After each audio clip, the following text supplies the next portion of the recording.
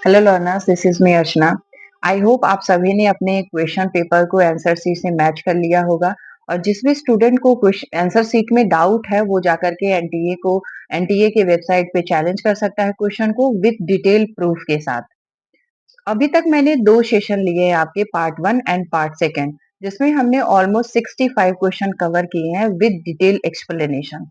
सो आज 66 number question से लेकर के हम क्वेश्चन स्टार्ट करेंगे और ऑलमोस्ट 130 क्वेश्चन हम कवर करेंगे। मेरा मकसद केवल question number of the question नहीं करना है, आपको डिटेल एक्सप्लेनेशन के साथ क्वेश्चन को समझाना है। So you can build your conceptual understanding. आप जिस भी एग्जामिनेशन का प्रिपरेशन कर रहे हैं, यूजीसी नेट का, सेट का, या फिर किसी यूनिवर्सिटी लेवल के एग्जामिनेशन की तैयारी कर रहे हैं पीएचडी में एडमिशन के लिए, या असिस्टेंट प्रोफेसर की बहुत सारी ऐसी वैकेंसियां आई हैं जिनका आप प्रिपरेशन कर रहे हैं, तो आप इजिली अपने सब्जेक्ट को समझ सके। और मोस्ट इम्पॉर्टेंट होता है कि किसी भी एग्जामिनेशन में का आप यदि हायर लेवल का प्रिपरेशन कर रहे हैं तो आपके पास अपने सब्जेक्ट से रिलेटेड डीप नॉलेज होनी चाहिए, so that you can crack any of the examination. And let's start with the very first question, that is the which of the following is the principle of human development. तो जब भी human development की मानव विकास के सिद्धांत की बात की जाती है तो वो कभी भी पर्सनल लेवल पे नहीं होता है, तो ये आपका ऑप्शन हो जाएगा इनकरेक्ट। वो जनरल लेवल पे नहीं होता और वो रिवर्सिबल नहीं होता है, तो जो आपका ऑप्शन करेक्ट होगा that is the universal. Why universal? क्योंकि कोई भी मानव विकास का सिद्धांत विकसित किया जाता है या बनाया जाता है तो वो सबके लिए अ, सही हो, सबके लिए, सब पे वो अप्लाई किया जा सके, इसीलिए उसको यूनिवर्सल बनाया जाता है। Next question, that is the 2 से 3 माह की आयु में वाणी की अर्थहीन आवाजें पूर्व भाषाई संचार के किस रूप में होती है? Cooing, crying, ममरिंग and bubbling. तो जब भी बच्चा इनिशियल स्टेज में होता है, यानी इन्फेंट से लेकर के 3 माह की एज में होता है, तो बच्चे के अंदर कुछ लैंग्वेज डेवलपमेंट होते हैं। फर्स्ट तो बच्चा बॉर्न होते ही वो क्राइंग करना स्टार्ट कर देता है। उसके कुछ समय बाद उसके सिम्टम्स बेसिकली देखने के लिए आपको मिलते हैं, तो जिसमें आपका कोइंग है, क्राइंग है, बबलिंग है। ये तीनों स्टेज बेसिकली 2 से लेकर के 3 माह, यानी 0 माह से लेकर के आपके 3 मंथ तक के ये चलते हैं। तो जिसमें आपका ऑप्शन करेक्ट होगा बबलिंग। अब इसको डिटेल में हम यहाँ पे समझेंगे। जब बच्चा बर्थ में, मैं एक सेकेंड पेन सेलेक्ट कर लेती हूँ। बर्थ से लेकर के 3 मंथ तक का जो बच्चा होता है वो प्रोड्यूस करता है cooing sound, produce different cries for various need. अलग अलग प्रकार के जरूरतों के लिए वो अलग तरीके से आवाजें, या फिर आवाजें नहीं कहेंगे, वो रोने की जो उसकी क्षमता है उसको वो दिखाता है अपने अलग अलग नीड के द्वारा। Starlet with the loud sound, बहुत तेज आवाज में रोना। रिकग्नाइज अ पेरेंट्स वॉइस, और पेरेंट्स की जो वॉइस है उसको वो समझने लगता है। 4 to 6 मंथ की एज में बेसिकली वो प्रोड्यूस स्पीच लाइक बबलिंग करना, जोर से हंसना, लाफिंग करना, अटेंशन देना म्यूजिक के ऊपर। कोई यदि म्यूजिक चल रहा है या कोई बात कर रहा है तो उस पर अटेंशन देना। जिस डायरेक्शन में म्यूजिक चल रहा है या कोई तेज साउंड चल रहा है तो उस डायरेक्शन में मूव करता है अपनी आईज को। नेक्स्ट, 7 से लेकर के 1 ईयर की एज में वो बेसिकली बबलिंग करता है, और waving reaching to be picked up, produce करता है 1 से 2 वर्ड्स, यानी 1 से 2 वर्ड्स वो बोलने लगता है, विच मीन्स ब ब अ, इस तरीके का वो साउंड प्रोड्यूस करने लगता है। Turn and look toward sound, जिधर साउंड बज रहा है या कोई तेज आवाज हो रही है या आप उसको क्लैप करते हैं, किसी भी प्रकार का मूवमेंट होता है साउंड से रिलेटेड, तो उधर टर्न करने का, मुड़ने का भी प्रयास करता है और देखने का प्रयास करता है। Understand word related to common object, जो भी कॉमन ऑब्जेक्ट है उनको अंडरस्टैंड करने लगता है। पीपल, और जो भी उसके लोग हैं, फैमिली मेंबर हैं या फिर उनकी मदर हैं, फादर है, उनको समझने का प्रयास करने लगता है। Respond to simple words and phrases, उसके सामने यदि आप किसी भी प्रकार के वर्ड्स को बोलते हैं तो उस पे वो रिस्पॉन्स करने लगता है, व्हिच मीन्स यदि आप उसको पोलाइटली ट्रीट करते हैं तो वो हँसने के माध्यम से आपको एक्सप्रेस कर सकता है। या फिर वो यदि किसी भी प्रकार को आप फेस आप मेक करते हैं, उनके सामने कोई फेस क्रिएट करते हैं, तब भी वो हँसते हैं। इस तरीके के वो रिफ्लेक्शन आपको देखने के लिए मिलेंगे 7 टू 1 ईयर की एज में। 1 से 2 ईयर की एज में basically new words like P, B, M, H, W इस तरीके के वर्ड्स को वो निकालने लगते हैं या बोलने लगते हैं बबलिंग के माध्यम से। क्लियर वो साउंड नहीं आता है, बबलिंग से ही वो इस तरीके की आवाजें निकालते हैं। और कॉम्बिनेशन टू वर्ड टुगेदर और टू वर्ड को कॉम्बिनेशन करने लगते हैं। फॉर एग्जाम्पल ब ब, प प, म एच श इस तरीके के साउंड को वो प्रोड्यूस करने लगते हैं। Point two simple body part, यदि आप उनसे पूछेंगे कि आपकी नोज कहाँ है, आईज कहाँ है, तो वो पॉइंट करने लगते हैं, बोल के नहीं एक्सप्रेस करते हैं, वो बेसिकली पॉइंट करते हैं कि this is the nose and and eyes. Follow simple first step direction, यदि आप कोई एक डायरेक्शन में कोई आपने कोई भी ड्रॉ कर दिया है या कोई लाइन आपने ड्रॉ की है हॉरिजेंटल डायगोनल लाइन या फिर लॉन्गिट्यूडनल, तो उसको वो फॉलो करते हैं। आइडेंटिफाई कर पाते हैं वो बुक में पिक्चर्स को, जो भी आप बुक से कोई भी पिक्चर एनिमल्स बर्ड्स कुछ भी आप दिखाएंगे तो उस चीज को आप बताने के बाद उसे यदि आप बंद कर देते हैं तो उस पिक्चर को वो आइडेंटिफाई कर लेते हैं। 2 से 3 इयर्स की एज में बेसिकली वो K, G, F, T, D sorry D and N word को एक्सप्रेस करने लगते हैं, बोल पाते हैं। और 2 से 3 वर्ड इन फ्रेजेस, 2 से 3 वर्ड और फ्रेजेस को भी वो बोलने की कोशिश करते हैं और फेमिलियर हो जाते हैं। जो भी घर की आवाजें हैं या फिर घर के जो मेंबर हैं यदि बोलते हैं तो वो रिकॉग्नाइज कर पाते हैं कि ये हमारी मदर की वॉइस है and father and family member की वॉइस है।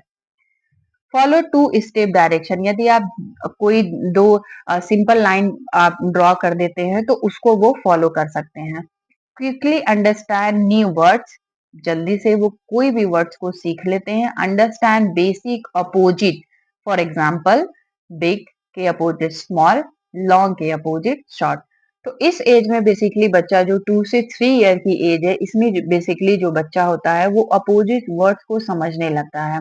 जैसे यदि आप उसको बताएंगे कि लॉन्ग है तो लॉन्ग के अपोजिट उन्हें शॉर्ट पता होगा और बिग के अपोजिट स्मॉल पता होगा। इस तरीके के ऑब्जेक्ट से भी वो समझ जाते हैं कि ये बिग ऑब्जेक्ट है, ये स्मॉल ऑब्जेक्ट है। या फिर आप किसी टेडी बियर को भी उन्हें देते हैं और समझाते हैं कि ये बिग है, स्मॉल है, तो इस ऑब्जेक्ट से भी वो आइडेंटिफाई कर लेते हैं कि ये बिग ऑब्जेक्ट है and this is the small object. 3 और 4 ईयर की एज में बेसिकली वो WH फैमिली यानी क्वेश्चन के फॉर्म में चीजों को समझने लगता है, लाइक मैं, यू, मी, वी और दे। और अंडरस्टैंड करने लगता है कलर को, यदि आप कोई सा भी कलर उनको बताते हैं तो वो कलर को अंडरस्टैंड करने लगते हैं, रंग को पहचानने लगता है। शेप, आप उन्हें ट्रायंगल बताएंगे, ट्रायंगल समझने लगेगा, सर्कल समझेंगे वो। आप वो लॉन्गिट्यूडनल हॉरिजेंटल किसी भी लाइन या शेप के बारे में आप बताते हैं तो बच्चा उस पर रिस्पॉन्स करता है और उसको इजीली तरीके से समझने की एज में आ चुका होता है। Respond when their name is called from a different room, यदि उसके नाम को बच्चे के नेम को कोई दूसरे रूम से बुला रहा है तो वो अपने नाम को भी वो आइडेंटिफाई करने लगता है। 4 से 5 ईयर की एज में basically almost speech sound produce करने लगता है, छोटी स्टोरीज बताने लगता है, शॉर्ट स्टोरीज। और understand words related to order and time, words को बोलने में जो ऑर्डर फॉलो किए जाते हैं, जो टाइम होती है, उनको वो समझने लगता है कि बेसिकली किस टाइम पे क्या वर्ड्स और किस ऑर्डर में बोले जाते हैं। वो किसी भी वर्ड्स को लैप नहीं करता है, उसको सीक्वेंसली ऑर्डर में अरेंज करते हुए बोलने का प्रयास करता है।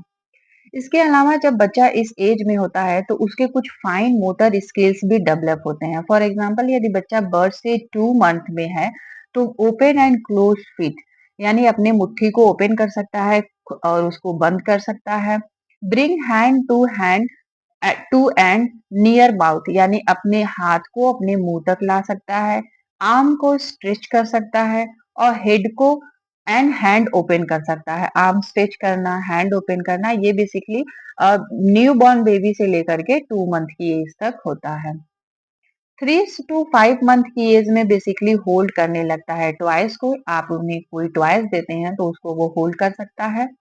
Using arm to swing a toys, किसी टॉयज को स्विंग करना है तो आर्म से वो उसको स्विंग भी कर सकता है।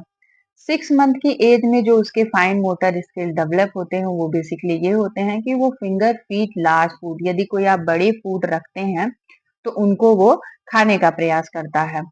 7 to 9 मंथ की एज में बेसिकली अपने हाथों से वो खेलने का प्रयास करता है, यानी plays with using arm, grabs on the thumb side of the hand, यानी अपने ग्रैब्स करने लगता है। कोई भी वस्तु, कोई भी ऑब्जेक्ट आप देते हैं तो उसको मजबूती से पकड़ना और होल्ड करना वो सीख जाता है। 10 मंथ से लेकर के 1 ईयर की बीच में बेसिकली वो grabs with thumb and 2 fingers को वो पकड़ने लगता है। और यदि आप उन्हें ब्लॉक्स प्रोवाइड करते हैं, इस तरीके के ब्लॉक्स प्रोवाइड करते हैं तो उसको वो सिक्वेंसली अरेंज करने लगता है, या फिर उसके ऊपर कुछ इस तरीके से ब्लॉक्स को अरेंज करना सीख जाता है।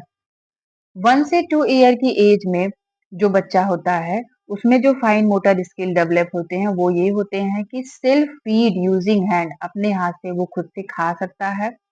और 2 से 3 ईयर की एज में जो बच्चा होता है वो self feed with open cup, यदि किसी आप ओपन कप में दे देते हैं या उससे स्पून लगा के दे सकते हैं तो वो बेसिकली इजी तरीके से वो उसको फीड कर सकता है, खुद से खा सकता है। 3 to 4 ईयर की एज में basically drawn up 2 part person, यदि आप कोई ड्रॉ करके कोई चीजें देते हैं तो उस पे बेसिकली वो बना सकता है, कर सकता है। और क्लोथिंग एंड जिप, जो भी आप उन्हें वस्त्र पहना रहे हैं तो उसके जिप को वो बंद करने के लिए एबल हो जाता है। 4 to 5 ईयर की एज में बटन बटन क्लोथिंग, यानी जो वस्त्र है उसमें वो बटन लगाना सीख जाता है, और बटन लगाना सीख जाता है। Open all varieties of fasteners, ये सारी चीजें भी उसमें इंक्लूड हो जाती हैं। नेक्स्ट क्वेश्चन हमारा यहाँ पे है क्वेश्चन नंबर 68। कार्यस्थल की व्यवस्था और उपकरणों में परिवर्तन क्या क्या होता है? मुख्य उपकरणों की व्यवस्था कुशलता पूर्वक होती है। सभी कार्य करने के स्थान की ऊंचाई और चौड़ाई आरामदायक होनी चाहिए। छोटे उपकरण और फूड सामग्री पास में रखी होनी चाहिए so that you can easily movement your hand, और आप आसानी से काम को कर सकें। प्रकाशित कार्यस्थल, इसमें जो आपका ऑप्शन करेक्ट होगा that is the second number, A B and C. क्यों? मुख्य उपकरण व्यवस्था कुशलता पूर्वक होनी चाहिए, यानी जो मेन मेन आपके ऑब्जेक्ट हैं, इक्विपमेंट हैं, वो आपको इजीली से मिल सकें, वो मुख्य स्थान पे उसको रखने चाहिए, व्यवस्थित रूप में रखने चाहिए, अरेंज करके रखने चाहिए। सभी कार्य करने के स्थान की ऊंचाई और चौड़ाई अधिक होनी चाहिए सो दैट आपको ज्यादा मूवमेंट ना करना पड़े, इजिली आप अपने वर्क को कर लें। छोटे उपकरण और फूड सामग्री पास में रखी होनी चाहिए, यानी जो बिल्कुल नेसेसरी है, छोटे हैं, उन्हें बिल्कुल नियर में रखे होने चाहिए। Down syndrome, Turner syndrome, Klinefelter syndrome निम्न में से किसके उदाहरण हैं? एंजाइम असामान्यताएं, हार्मोन असामान्यताएं, गुणसूत्र असामान्यताएं, अधिगम अक्षमता। तो जो ये डाउन सिंड्रोम, टर्नर सिंड्रोम और क्लाइफिल्टर सिंड्रोम है, ये बेसिकली जेनेटिक सिंड्रोम है, यानी ये आपको जीन्स में आपको ये देखने के लिए मिलते हैं। तो इसका जो ऑप्शन करेक्ट होगा दैट इज द 6 नंबर, यानी क्रोमोसोमल एबनॉर्मेलिटी। तो जब क्रोमोसोम्स में इस तरीके की एबनॉर्मेलिटी हो जाती है तो डाउन सिंड्रोम आपको देखने के लिए मिलते हैं। इसका डिटेल एक्सप्लेनेशन और डिटेल में मैंने यहाँ पे डिस्क्राइब किया हुआ है। Types of syndrome, there are 4 types of syndrome. तो बेसिकली जो सिंड्रोम होते हैं वो 4 टाइप्स के होते हैं। फर्स्ट आपका आ जाता है genetic, metabolic, psychopathological syndrome, infectious syndrome. तो जो जेनेटिक सिंड्रोम है उसके अंदर भी कुछ और सिंड्रोम्स आ जाते हैं। इसमें टोटल आपके 5 सिंड्रोम हैं। फर्स्ट आपका है down syndrome, a chromosomal disorder that occur when there is an extra copy of chromosomes 21। यदि कोई बच्चा एक्स्ट्रा इसमें क्रोमोसोम्स आ जाते हैं, उससे बच्चे का बर्थ होता है, तो या तो बच्चा बहुत ही ज़्यादा इंटेलिजेंट हो जाता है या मंद बुद्धि का हो जाता है, या फिर उसमें उसके बॉडी पार्ट में आपको कुछ डिफरेंस देखने के लिए नज़र आते हैं। Fragile X syndrome, a genetic disorder. As you can see, genetic disorder that is the most common cause of inherited intellectual disability, यानी उसके अंदर जो है बौद्धिक क्षमता से रिलेटेड चीजें आपको देखने के लिए मिलेंगी। Williams syndrome, a genetic conditions that occur when there is a deletion of genes from chromosomes 7. Angelman syndrome, a genetic disorder, this is also genetic disorder, और ये कब होता है? जब लॉस होता है, loss of gene on chromosomes 15। उसी प्रकार आपका स्मिथ मार्जिनिस सिंड्रोम है, ये भी बेसिकली आपके ये बेसिकली जो क्रोमोसोम्स है ये भी जेनेटिक डिसऑर्डर से होता है, और ये भी बेसिकली जो इंटेलेक्चुअल डिसेबिलिटी को में ही कॉज करता है। इंटेलेक्चुअल डिसेबिलिटी हो जाती है यदि किसी बच्चे में इस तरीके का हार्मोनल डिसबैलेंस देखने के लिए मिलता है तो। इन्फेक्शियस सिंड्रोम, ये बेसिकली किसी भी प्रकार का इन्फेक्शन हो जाता है तब ये आपका कॉज होता है, जिसमें आता है आपका alpha gal syndrome. Infectious syndrome है, और ये इन्फेक्शन किसी भी प्रकार का हो जाता है तो इस प्रकार के सिंड्रोम देखने के लिए मिलते हैं। ग्वालियन बारे सिंड्रोम्स, ये भी इन्फेक्शियस ही है, किसी भी प्रकार का इन्फेक्शन होने पे ये देखने के लिए मिलता है। साइकोपैथोलॉजिकल सिंड्रोम में आपका आ जाएगा Wernicke Korsakoff syndrome, which is related to the brain chemistry and imbalance, यानी बेसिकली ये ब्रेन से रिलेटेड होता है। यदि बच्चे को किसी भी बच्चा इससे यदि ग्रसित है तो उसके ब्रेन में आपको या तो बच्चा बहुत एवरेज माइंड का होगा, या फिर काफी इंटेलिजेंट होता है। इसमें दोनों चीजें देखने के लिए मिलती हैं। Next question that is the विकासात्मक कार्य की धारणा को परिभाषित किया जाता है, किसने किया था? रॉबर्ट ने, सिगमंड फ्रायड ने, पियाजे ने एंड एरिक इर्कसन ने। तो जो आपका ऑप्शन करेक्ट होगा that is the first number, किसने किया था? रॉबर्ट ने। नेक्स्ट क्वेश्चन इज भ्रूण की सबसे बाहरी कोशिका परत जिसमें त्वचा व तंत्रिका तंत्र विकसित होती है उसे क्या कहते हैं? Ectoderm, mesoderm, endoderm and proxiderm. तो जब भी एक एम्ब्रियो का जब एम्ब्रियो अपने इनिशियल स्टेज में होता है, यानी जब उसमें डेवलपमेंट होते हैं, तो उसमें कई सारे स्टेजेस होते हैं। उसमें कुछ आंतरिक बाह्य होता है, मध्य बाह्य होता है और आउटर लेयर होता है, यानी जो बाहरी परत होता है। तो जिसमें त्वचा और तंत्रिका तंत्र का निर्माण होता है, यानी स्किल और नर्वस सिस्टम का डेवलपमेंट होता है, वो हमारा होता है एक्टोडर्म। क्या होता है? एक्टोडर्म। इसका डिटेल मैंने यहाँ पे डिस्क्राइब किया हुआ है, that is the embryo layers. There are the three layer of an embryo are the endoderms, mesoderms and ectoderms. So endoderms आपका हो जाएगा, mesoderm हो जाता है और ectoderm हो जाता है। Endoderms जो होता है, the inner layer of the embryo develop into the esophagus, stomach, intestine and bladder और lungs। जो इंडोडर्म्स होता है वो बेसिकली जो एम्ब्रियो है उसका इनर लेयर होता है, जो जो क्या क्या बनाता है? स्टमक, इंटेस्टाइन, ब्लैंडर और लंग्स, यानी फेफड़े का निर्माण करता है, निर्माण होता है। मेसोडर्म जो होता है वो एम्ब्रियो का मिडिल लेयर होता है, जो डेवलप करता है बोन्स को डेवलप करता है, कार्टिलेज को डेवलप करता है, टिश्यूज को डेवलप करता है और स्किन डेवलपमेंट में आपका ये बेसिकली परफॉर्म करता है। एक्टोडर्म बेसिकली आउटर लेयर होता है, यानी बाहरी परत होता है। This is the outer layer of the embryo. Develop into the brain, spinal cord, surface ectoderm develop into outer body part like skin, nail and hair। तो मैंने यहाँ पे फिगर भी मेंशन किया हुआ है, तो इसमें जो येलो पार्ट आपको दिख रहा है, येलो पार्ट आपका है इंडोडर्म, यानी बेसिकली ये इसका इनर लेयर है, ये एम्ब्रियो का इनर लेयर है, आंतरिक पार्ट है, जिसमें क्या डेवलप होता है, ब्लैडर और लंग्स। जो आपको ब्लू कलर में दिख रहा है ये बेसिकली मेसोडर्म है, यानी उसका मिडिल पार्ट है, मध्य लेयर है। और जो आपको बाहरी परत दिख रही है बेसिकली ये हमारी हो जाती है एक्टोडर्म, यानी उस एम्ब्रियो का ये आउटर लेयर होता है। Next question that is the 72 number. निम्न में से कौन सा कथन निकट दूर सिद्धांत के लिए सही है? सर से पैर की ओर, बाहर से केंद्रित रेखा की ओर, पैर से सर की ओर, केंद्रीय रेखा से बाहर की ओर। तो जो आपका ऑप्शन करेक्ट होगा दैट इज द 4 नंबर, केंद्रीय रेखा से बाहर की ओर। एक तकनीक जिसका प्रयोग वंशानुगत विकारों जैसे sickle cell anaemia, cystic fibrosis, muscular dystrophy के निदान के लिए किया जाता है।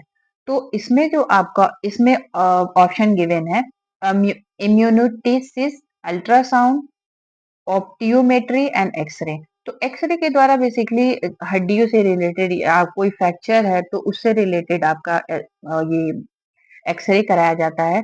अल्ट्रासाउंड जो होता है वो अमाशय में किसी प्रकार की प्रॉब्लम है या फिर आपके नेक में किसी प्रकार की प्रॉब्लम है तो उसके लिए बेसिकली अल्ट्रासाउंड किया जाता है, और एक्सरे। एम्यूनोटिक जो होता है वो जब बच्चा गर्भ में होता है तो उसमें जो फ्लूट होती है उसको चेक किया जाता है, तो उसको एम्यूनोटिक टेस्ट कहा जाता है। तो इसमें जो आपका ऑप्शन करेक्ट होगा that is the first number. अब इसमें एक चीज और सीखने वाली है कि जो इसमें जेनेटिक डिसऑर्डर है, यानी जो आपके जेनेटिक यानी जीन्स में ही ये डिसऑर्डर होते हैं, वो sickle cell anaemia, cystic fibrosis और मस्कुलर डिस्ट्रॉफी, ये आपके तीनों जेनेटिक डिसऑर्डर में आते हैं। Next question that is the Apgar scale किसकी शारीरिक स्थिति निर्धारित करता है? तो सबसे पहले तो हम समझेंगे अपगार स्केल का फुल फॉर्म, और इसके जो ऑप्शन गिवन है वयस्क महिला, वृद्ध व्यक्ति, किशोर और नवजात। तो सभी को पता होगा कि ये जो अपगार स्केल है बेसिकली ये प्राइमरी क्लिनिकल टेस्ट होता है। जब बच्चा एक बॉर्न होता है तो प्राइमरी जो लेवल पे उसकी जो प्राथमिक जांच और उपचार होती है वो होता है अपगार स्केल, जिसमें बच्चे की स्किन टोन, उसकी धड़कन कितनी चल रही है, उसकी हार्ट रेट क्या है, नर्व्स कैसी है, बच्चे का कलर क्या है, ये सारी चीजें देखी जाती है। तो ये बेसिकली किसके लिए यूज किया जाता है? न्यू बॉर्न बेबी के लिए, जिसका फुल फॉर्म हम यहाँ देखेंगे। Apgar is a quick test of measurement new health by evaluating 5 characteristics, यानी 5 विशेषताओं का ये मूल्यांकन करता है कि स्किन का कलर कैसा है, हार्ट रेट कैसा है, ब्रीदिंग कैसी है, मसल टोन कैसा है उसका, और वो रिफ्लेक्स कैसे कर रहा है।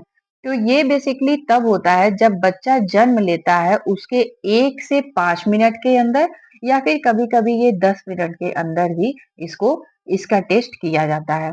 अब यहाँ पे आपको गिवन है ए इसका फुल फॉर्म है विच मीन्स ए यानी अपीयरेंस कैसा है उसका, पी यानी उसका पल्स रेट कैसा चल रहा है, ग्रिम्स यानी उसमें ग्रिम्स, जी से ग्रिम्स हो जाएगा, और ए से हमारी हो जाती है एक्टिविटी, और आर से हो जाती है रिस्पिरेशन। तो यहाँ पे आप देखेंगे कि स्कोर 0 गिवन है, स्कोर 1 गिवन है, स्कोर 2 गिवन है। तो बेसिकली जो 0 है इसमें पूरी तरीके से जो बच्चा होता है वो स्कोर 0 इसको मिलता है, यानी इसमें जो बच्चा होता है वो स्वस्थ नहीं होता है और ठीक नहीं होता है। स्कोर 1 में एवरेज होता है, स्कोर 2 में पूरी तरीके से जो बच्चा है वो स्वस्थ है। अपीयरेंस में बेसिकली देखा जाता है बच्चे का कलर, कि बच्चे का कलर कैसा है। अब आप यहाँ पे देख सकते हैं 0 में बच्चे का जो कलर है वो ब्लू कलर है, और एक्सट्रीमिटीज ब्लू यानी यहाँ पे जो है थोड़ा बेटर है, और यहाँ पे आपके बच्चे बच्चे का जो कलर है वो बेसिकली है पिंक कलर। तो जो पिंक कलर है that is the perfect and that is it will be okay, यहाँ पे बच्चे को किसी भी प्रकार की प्रॉब्लम नहीं है। पल्स रेट में देखा जाता है कि उसका हार्ट रेट कैसा चल रहा है, तो यहाँ पे आप देख सकते हैं बिल्कुल नल है, यहाँ पे 100 है, और यहाँ पे 100 से लेकर के 140 है। ग्रीन्स में बेसिकली कोई रिस्पॉन्स नहीं कर रहा है विच मीन्स कोई रोने की आवाज नहीं है, कोई उसके अंदर कोई एक्टिविटी नहीं है, यहाँ पे धीरे रो रहा है यानी वीक क्राइंग है, और यहाँ पे बेसिकली जो सही तरीका है बच्चे के रोने का वो यहाँ पे एक्सप्रेस हो रहा है, जो इसको 2 में आपको विजिबल है। एक्टिविटी टोन यानी उस नो मूवमेंट, यहाँ पे वो किसी भी प्रकार का मूवमेंट नहीं कर रहा है। आर्म और लेग जो है फ्लेक्स है, यानी थोड़ी सी फ्लेक्सिबिलिटी है उसमें। और एक्टिव मूवमेंट, तो जो एक्टिव मूवमेंट है this is the best clinical method, और ये बेस्ट सिम्टम्स है बच्चे के लिए जब वो बॉर्न होता है। रेस्पिरेशन यानी जो उसके सांस यानी जो ब्रीदिंग पॉइंट है उसका वो कैसा है, यहाँ पे आपको नल दिखेगा, यहाँ पे स्लो है और यहाँ पे बेसिकली ठीक चल रही है, यानी उसकी जो ब्रीदिंग क्षमता है, सांस लेने की क्षमता है, ये सारी चीजें उसकी ठीक चल रही हैं। Next question that is the moto moro rooting Babinski किसके प्रकार है? Hand skill, leg skill, reflection and writing skill. So hand skill तो ये है नहीं, और ये आपका लेग स्किल में भी नहीं आएगा। राइटिंग स्किल तो होगी ही नहीं, क्योंकि ये बेसिकली जो मोरो रूटिंग और बाबीनस की ये बच्चे की बिल्कुल इनिशियल स्टेज है, जिसमें जो बच्चा होता है वो रिफ्लेक्ट करता है, अभी बिल्कुल न्यू बॉर्न बेबी है, तो वो हैंड स्किल तो उसके अंदर कोई नहीं आएगी, लेग स्किल, राइटिंग स्किल तो हो ही नहीं सकती, तो आपका जो ऐसा करेक्ट होगा दैट इज द रिफ्लेक्शन। तो जो मोरो है, रूटिंग है, बाबिनस की है, ये एक प्रकार के बच्चे के अंदर क्या है, रिफ्लेक्शंस हैं, जो इनिशियल स्टेज में बच्चे को देखने के लिए मिलती है। Integrated child development scheme program was started in the year 1970, 1965, 1960, 1975। तो जो इंटीग्रेटेड चाइल्ड डेवलपमेंट स्कीम आई थी वो बेसिकली आई थी हमारी 1975 में। Next question is primary focus in curriculum planning for the early childhood education should be on, यानी जो प्रारंभिक बाल्यावस्था शिक्षा होनी चाहिए वो किसको ध्यान में रखकर होनी चाहिए? Need of community, that is the wrong answer. Need of teacher बिल्कुल नहीं होनी चाहिए।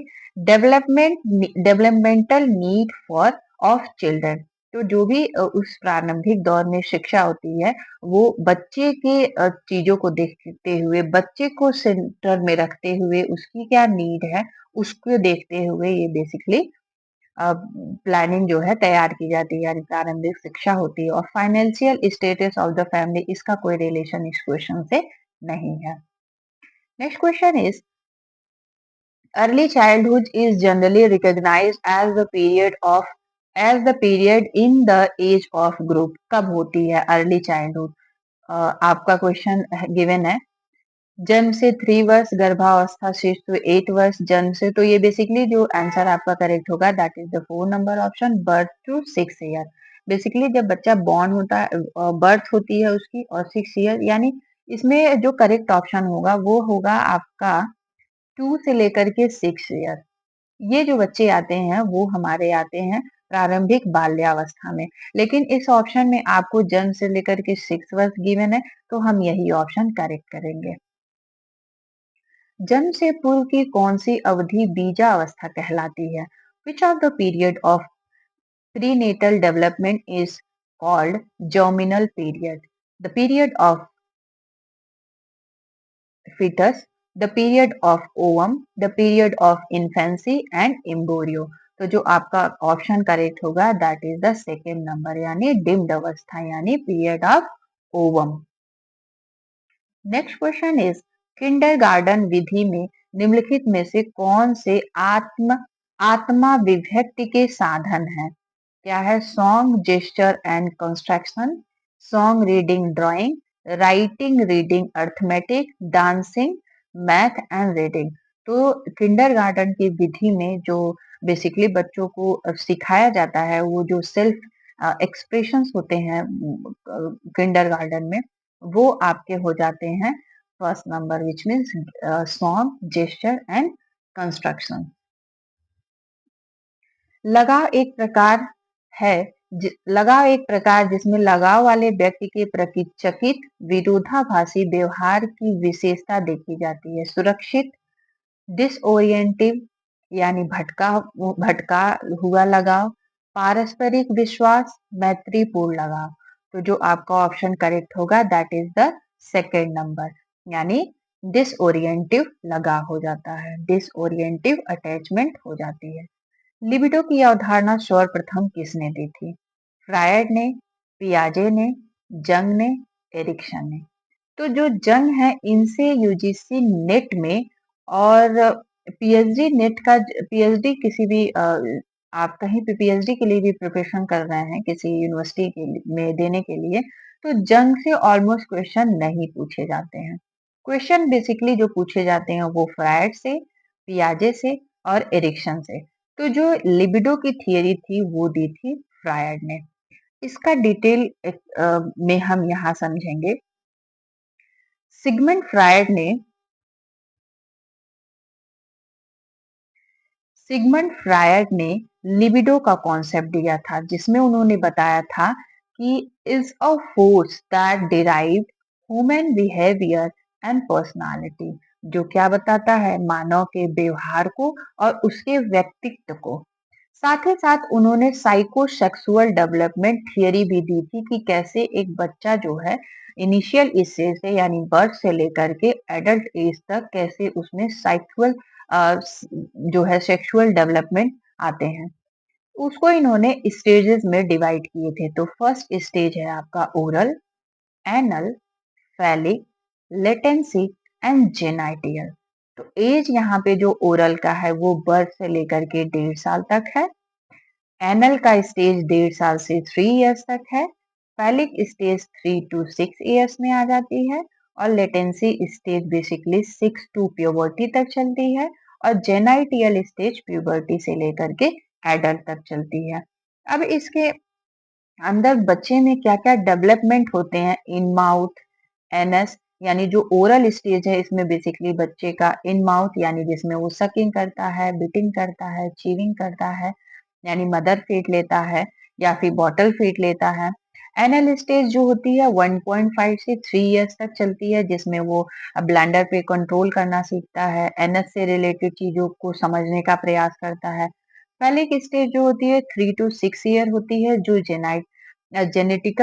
जेनेटियल्स होती है जिसमें वो अलग अलग प्रकार के जेंडर को वो भी आइडेंटिफाई करना बेसिकली यहाँ पे सीखता है और मैं की भावना को ज्यादा वो एक्सेप्ट करता है।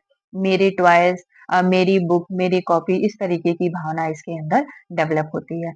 लेटेंसी स्टेज बेसिकली 6 ईयर से लेकर के प्यूबर्टी तक चलती है।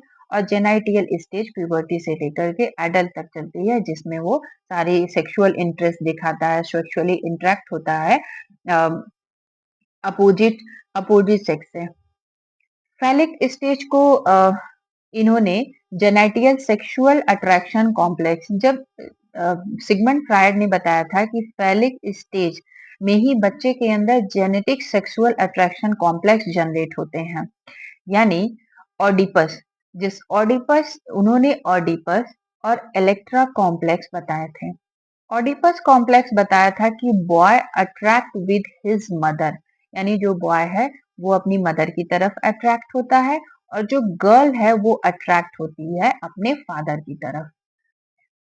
साथ ही साथ वहां पे ऑप्शन में जीन पियाजे भी गिवन थे तो उनको भी हम कवर करते हुए चलेंगे। जीन पियाजे ने कॉग्निटिव डेवलपमेंट थियरी की विकसित किया था जिसमें उन्होंने 4 स्टेजेस बताए थे, जिसमें आपका फर्स्ट आ जाता है सेंसरी मोटर जो आपका बर्थ से लेकर के 2 ईयर तक चलता है। सेकेंड आता है प्री ऑपरेशनल जो 2 ईयर से 7 ईयर की एज में होता है। थर्ड आता है कंक्रीट ऑपरेशनल जो 7 से लेकर के 12 ईयर तक होता है। और नेक्स्ट आ जाता है हमारा फॉर्मल ऑपरेशनल जो 12 ईयर से लेकर के ऑनवर्ड चलता है यानी उनके ओल्ड एज तक। साथ ही साथ उन्होंने 3 और कॉन्सेप्ट बताए थे जो हमारी यूजीसी नेट के लिए मोस्ट इम्पॉर्टेंट है। That is the assimilation, accommodation, equilibration. Assimilation जो होता है involves adjusting new experience to fit existing concept, help children understand concept and greater deep, यानी इसमें जो बेसिकली असिमुलेशन में न्यू एक्सपीरियंस को एग्जिस्टिंग जो नॉलेज है उसके साथ असिमुलेशन किया जाता है। Accommodation involve adjusting concept to fit new experience, require children to suspend their existing knowledge to change their understanding. यानी इसमें जो न्यू नॉलेज है और जो फिट करता है न्यू एक्सपीरियंस को रिक्वायर्ड के अनुसार, और जो इक्विलिब्रेशन है इसमें बेसिकली बैलेंस बिठाता है किसके बीच में, असिमिलेशन और अकोमोडेशन, यानी जो न्यू नॉलेज है और जो जो एग्जिस्टिंग नॉलेज है और जो न्यू कॉन्सेप्ट है, न्यू नॉलेज है, न्यू फिनोमिना है उसके बीच में। साथ ही साथ वहां पे एरिक्सन गिवन थे जिन्होंने साइकोलॉजिकल डेवलपमेंट थियरी को विकसित किया था। एरिक्सन ने इसको स्टेजेस में डिवाइड किए थे, जिसमें आपका आ जाता है इन्फेंसी जो चलता है 0 से लेकर के 1 ईयर में, जिसमें ट्रस्ट वर्सेस मिसट्रस्ट होता है, यानी जो बच्चा होता है 1 ईयर तक वो होप में होता है, विश्वास में होता है। अर्ली चाइल्डहुड यानी वो होप कर लेता है मदर पे, फादर पे, फैमिली मेंबर पे, जो भी उसकी चीजें हैं वो ऑब्जेक्ट परमानेंट पे विश्वास करता है, विच में यदि आप कोई टॉय उसके पास रख देते हैं तो उसे लगता है कि वो टॉय जो है वहीं पे है, यानी वो ऑब्जेक्ट परमानेंट हो जाता है। ऑब्जेक्ट, कोई भी ऑब्जेक्ट उसे ये नहीं होता है कि वो मूवेबल है, वो उसे लगती है कि वो वहीं पे स्थिर होगी। अर्ली चाइल्डहुड 1 से लेकर के 3 ईयर में होता है, जिसमें ऑटोनॉमी वर्सेस सेम और डाउट, जिसमें उसको विल पावर जनरेट होती है। और प्ले एज बेसिकली उसका होता है 3 से लेकर के 6 year.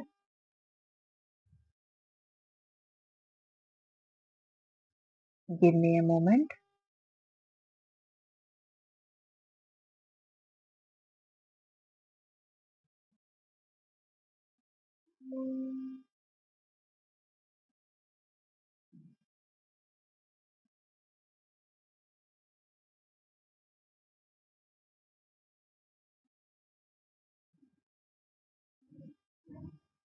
Give me a moment, कुछ टेक्निकल इशू हो गए थे।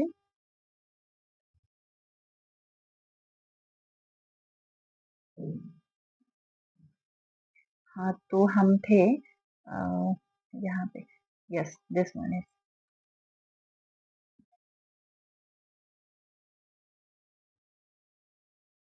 यस। सो इसमें जो आपका आ जाता है, एरिक्सन ने जो थ्योरी दी थी वो, सॉरी फॉर इनकन्वीनियंस स्टूडेंट, कुछ टेक्निकल इशू इसमें था। तो एडोलेसेंस जब पीरियड होता है वो 12 ईयर से लेकर 18 ईयर तक चलता है, जिसमें आइडेंटिटी वर्सेस कंफ्यूजन हो जाता है और फिडेलिटी में चला जाता है। एंड नेक्स्ट आता है अर्ली एडल्टहुड। अर्ली एडल्टहुड में बेसिकली जो बच्चा होता है 19 से लेकर के 29 ईयर की एज में हो जाता है, जिसमें वो आइसोलेशन में, इंटीमेसी वर्सेस आइसोलेशन, जिसमें वो लव यानी इस्टेब्लिश करता है अदर पर्सन के साथ अपने रिलेशनशिप को। मिडिल एज बेसिकली 30 से लेकर के 64 ईयर की एज में आ जाती है, जिसमें वो स्टेजनेशन एंड जेनरेटिविटी को डेवलप करता है, जिसमें केयर की भावना उसके अंदर आ जाती है। और ओल्ड एज आ जाता है हमारा 65 से लेकर के ऑनवर्ड चलता है, जिसमें वो बेसिकली डिस्पेयर हो जाता है और विजडम को प्राप्त करने लगता है।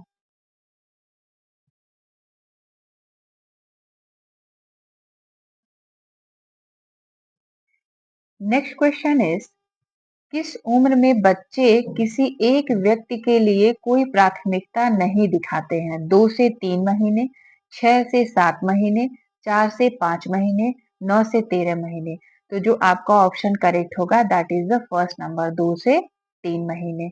नेक्स्ट क्वेश्चन इज, शरीर के विभिन्न हिस्से अलग अलग दरों पर बढ़ते हैं जिसके कारण किशोर अजीब और बेढंग दिखाई देते हैं, वो क्या होता है? लौकिक, अतुल्यकालिक एंड संस्पार्शिक और विकास उछाल। तो इसमें जो आपका ऑप्शन करेक्ट होगा that is the asynchronous growth होने लगती है, इस वजह से वो इस तरीके के दिखाई देते हैं। बच्चों में शिक्षा के लिए मारिया मांटेसरी ने किन उपकरणों का प्रयोग किया था?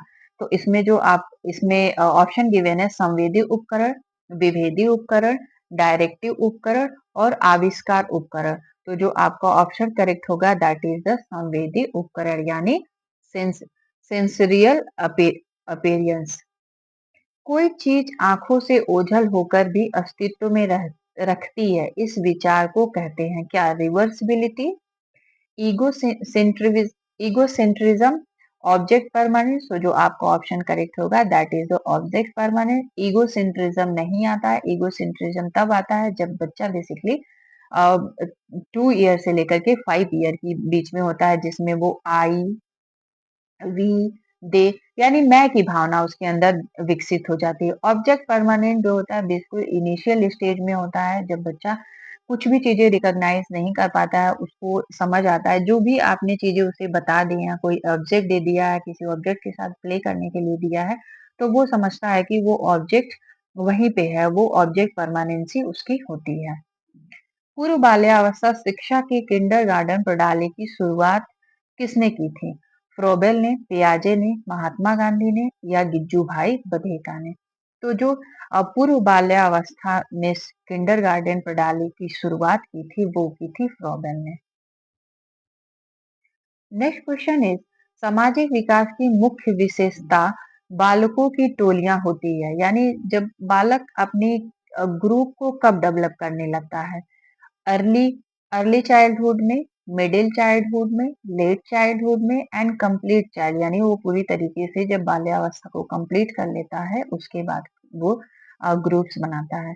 तो जो आपका ऑप्शन करेक्ट होगा वो होगा लेट चाइल्डहुड में।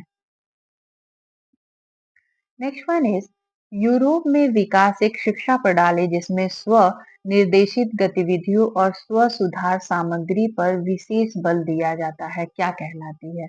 Kindergarten, Montessori school, play school, nursery school. तो जो यूरोप में इस तरीके की शिक्षा प्रणाली विकसित है वो किस में विकसित है? मॉन्टेसरी स्कूल में। So next question is Kohlberg के नैतिक विकास के सिद्धांत में कितने स्तर एवं अवस्थाएं हैं? तो जो आपका इसमें ऑप्शन गिवन है 4 level and 2 stages, that is the wrong answer. 3 level and 6 stages, yes. Kohlberg ने मोरल डेवलपमेंट के विकास के लिए यानी जो नैतिक विकास बताए थे उसमें इन्होंने 3 लेवल और 6 स्टेजेस बताए थे। तो बाकी ऑप्शन आपके इनकरेक्ट होंगे, इसको हम डिटेल यहाँ पे समझेंगे। सो कोहलबर्ग ने, ये मैंने कल सेशन रिकॉर्ड किया था, तो वो सेशन कुछ टेक्निकली इशू हो जाने के कारण वो सेशन आपका जो है अपलोड नहीं हो पाया था। तो ये मैं इसको इरेज कर देती हूँ।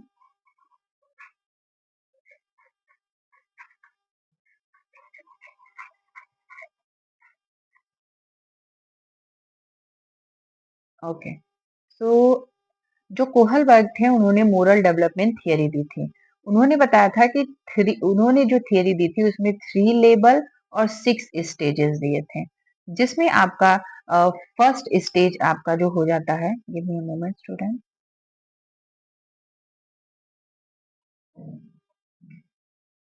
फर्स्ट जो लेवल है वो आपका फर्स्ट हो जाता, ये है avoiding punishment. Second level safe interest. Third में हमारा ये हो जाता है। और फोर्थ स्टेज उन्होंने दी थी लॉ एंड ऑर्डर, मोरालिटी।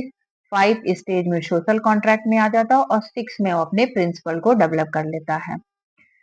इसमें उन्होंने बताया था कि जो उन्होंने बेसिकली लेवल बताए थे वो 3 लेवल थे। वो जो आपके प्री कन्वेंशनल थे जिसमें बच्चे की एज 3 to 7 एज हो जाती है, यानी 3 to 7 ईयर्स का हो जाता है, जिसमें उसके moral reasoning based on reward and punishment, यानी इसमें जो दो स्टेज हमारी आ जाएगी वो लेवल 1 में आ जाएंगे, लेवल 1 में। सेकेंड लेवल इन्होंने दिया था जो कन्वेंशनल था, जिसमें 8 से लेकर के 13 ईयर तक के बच्चे आ जाते हैं, तो जिसमें वो moral reasoning based on external ethics यानी नैतिकता पे भी वो बात करने लगते हैं, जिनके अंदर उन्हें सोशल यानी जो है लॉ एंड ऑर्डर को फॉलो करने लगते हैं, good boy and good girl का एटीट्यूड उनके अंदर डेवलप होने लगता है। और लास्ट में उन्होंने एक थर्ड लेवल बताया था जो था पोस्ट कन्वेंशनल, यानी ये बेसिकली एडल्टहुड में स्टार्ट होता है, जिसमें moral reasoning based on personal ethics, यानी पर्सनल को फेवर करने लगते हैं, जिसमें वो एडोलेसेंस से लेकर के एडल्टहुड तक होता है।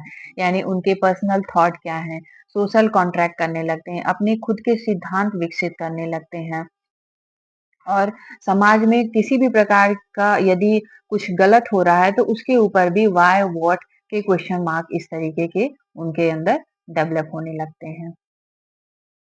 नेक्स्ट क्वेश्चन इज, प्रारंभिक प्रौढ़ावस्था की आयु है क्या है? 30 से 40, 25 टू 45, 20 टू 40 एंड 45 टू 60। तो जो प्रारंभिक प्रौढ़ावस्था है वो हमारी होती है 20 टू 40 ईयर्स की, 20 टू 40 ईयर में। नेक्स्ट वन इज, किस अवस्था को खाली घोंसले का समय कहा जाता है? Old age, middle age, early adulthood and adolescence. तो जो आपका ऑप्शन करेक्ट होगा दैट इज द वृद्धावस्था, यानी ओल्ड एज। क्योंकि इस एज में बेसिकली जो बच्चे होते हैं वो जॉब के लिए जा चुके होते हैं, और अ, सिर्फ 2 ही पर्सन रह जाते हैं, तो बिल्कुल उनके लिए एक खालीपन हो जाता है। तो इस एज को बेसिकली खाली स्टेज बताया गया है। 93 नंबर क्वेश्चन इज, एक प्रगतिशील अपक्षयी मस्तिष्क विकार जिसमें संज्ञानात्मक हास्य होता है वो क्या कहलाता है? Depression, that is the wrong answer. Depression तब होता है जब किसी भी बात को लेकर के, या फिर कोई इंसिडेंट लेकर के, या कोई सी भी फिनोमिना के लेकर के ज्यादा कोई व्यक्ति सोचता है तो वो डिप्रेशन में चला जाता है। ऑप्शन जो आपका करेक्ट होगा वो होगा अल्जाइमर। अल्जाइमर मस्तिष्क से संबंधित रोग है, जिसमें भूलने का बेसिकली ये रोग जो होता है ओल्ड एज में बेसिकली ये एज होना स्टार्ट होता है, क्योंकि इसमें जो व्यक्ति होता है वो छोटी छोटी चीजों को भूलने लगता है। कोई भी सामान रखा है या फिर किसी से भी बात किया है, किसी पर्सन को भी कुछ समय बाद वो भूलना स्टार्ट कर देता है। नेक्स्ट ऑप्शन इसमें है आपका ऑस्टियोपोरोसिस। तो ये बेसिकली ऑस्टियोपोरोसिस जो होती है बोन से रिलेटेड डिजीज है। इसमें जब कैल्शियम की कमी हो जाती है तो ये आपको ऑस्टियोपोरोसिस देखने के लिए मिलता है। नेक्स्ट क्वेश्चन इज 94 नंबर, निम्नलिखित में से कौन सा युग्म सही नहीं है? नॉट पूछा है इसमें, ठीक है। So which one of the following pair is not correctly matched, यानी इसमें से कौन सा करेक्टली मैच नहीं है? Option is Shanti Niketan by Rabindranath Tagore, yes it is the correct. और इस सेवाग्राम प्रयोग प्रयोग जो था वो मैसर ने दिया था, ये आपके रॉन्ग आंसर है। यानी यही जो इसमें ऑप्शन आपका करेक्ट होगा, सेकंड नंबर करेक्ट होगा, क्योंकि इसमें इन्होंने नॉट पूछा हुआ है। मार्थन परियोजना डॉक्टर स्पेंस हैज के द्वारा दी गई थी, ये सही है। और गुड़गांव परियोजना आपके ब्रायन ने दिया था, ये भी आपका ऑप्शन करेक्ट है। नेक्स्ट क्वेश्चन इज, निम्न में से किस अवस्था को तनाव व तूफान की अवस्था माना जाता है? तो जो तनाव व तूफान की अवस्था होती है वो चाइल्डहुड नहीं होती है, एडल्टहुड भी नहीं होती है, ओल्ड एज तो होती ही नहीं है, क्योंकि यहाँ पे विजडम को प्राप्त कर लिया जाता है। ये होती है हमारी एडोलेसेंस। ये मोस्ट ऑफ द क्वेश्चन है, आप पीजी लेवल से ही इसको कवर करते हुए आ रहे होंगे। Next question is, that is the 96 number, प्रदर्शन फार्म स्थापित करने के उनके प्रयासों के लिए संयुक्त राज्य अमेरिका में विस्तार कार्य के जनक के रूप में किसे जाना जाता है? जेम्स को, होल्डन को, सीमन को, डॉक्टर सीमन को, या स्मिथ लेवल को? तो जो आपका ऑप्शन करेक्ट होगा that is the professor holder को। Next question is, ICAR started the lab to land, यानी आईसीएआर ने लैब टू लैंड एक प्रोग्राम चलाया था, कब चलाया था? 1979 में, 1977 में, 1969 में, और 1984 में? तो जो आपका ऑप्शन करेक्ट होगा that is the first number, जो लैब टू लैंड आईसीएआर के द्वारा चलाया गया था वो 1979 में चलाया गया था। कार्य परियोजना कार्य की योजना और क्रियान्वयन के लिए जिम्मेदार एजेंसी द्वारा किया गया मूल्यांकन क्या कहलाता है? सेल्फ मूल्यांकन, external evolution, internal evolution and outcome evolution? तो जो आपका ऑप्शन करेक्ट होगा that is the internal evolution, यानी आंतरिक मूल्यांकन। नेक्स्ट क्वेश्चन इज विस्तार निगरानी प्रणाली के तहत किस प्रारंभिक संकेतक का उपयोग प्रचार प्रसार कार्यक्रमों में भाग लेने वाले प्रतिभागियों की संख्या जानने के लिए किया जाता है? वो क्या है? समझ सूचक, संपर्क सूचक, परीक्षण सूचक, संपर्क सूचक और परीक्षण सूचक। तो जो ऑप्शन आपका करेक्ट होगा वो होगा कॉन्ट्रैक्ट इंडिकेटर यानी संपर्क सूचक।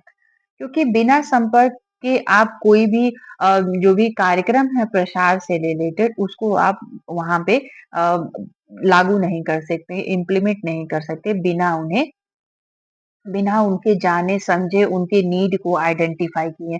क्योंकि जब भी प्रसार शिक्षा की बात आती है तो वो हमेशा पर्सन के नीड पे बेस्ड होती है। भारत में स्नातक स्तर पर प्रसार शिक्षा का शिक्षा सबसे पहले किस महाविद्यालय में प्रारंभ किया गया था? कृषि महाविद्यालय कोलकाता में। तो जो आपका ऑप्शन करेक्ट होगा that is the first number. Yes, ये college of agriculture Calcutta university में ही पहली बार स्नातक स्तर पे प्रसार शिक्षा को महाविद्यालय में प्रारंभ किया गया था। इसमें जो आपका ऑप्शन है बिहार एग्रीकल्चर कॉलेज, ये नहीं होगा। कॉलेज ऑफ एग्रीकल्चर नागपुर नहीं होगा और कॉलेज ऑफ एग्रीकल्चर पंजाब भी नहीं होगा। नेक्स्ट वन इज जागरूकता पैदा करने के लिए उद्देश्य से सार्वजनिक स्थान पर रखा और प्रदर्शित किया जाने वाला दृश्य साधन क्या कहलाता है? यानी a visual add placed and displayed in a public place, यानी जो पब्लिक प्लेस पे हम डिस्प्ले कर सकें with the purpose of creative awareness, किसके लिए? जागरूकता फैलाने के लिए। वो क्या होता है? फोल्डर, ये आपका नहीं होगा। Why folder? क्योंकि फोल्डर आप बेसिकली उसमें डॉक्यूमेंट वगैरह रखने के लिए यूज किया जाता है। लिफलेट, ये भी आपका ऑप्शन नहीं होगा। सो इस और फ्लैश कार्ड छोटे छोटे होते हैं जो बेसिकली मेमोरीज के लिए हम रखते हैं। जैसे कोई रीडिंग आपने किया, कोई बुक रीडिंग किया आपने, तो वहां पे फ्लैश कार्ड चिपका देते हैं। या फिर कोई इंपॉर्टेंट मैसेज है तो उसको हम अपने जहाँ पे भी वर्किंग है वहां पे लगा देते हैं ताकि वो आपको रिकॉल कराती रहे।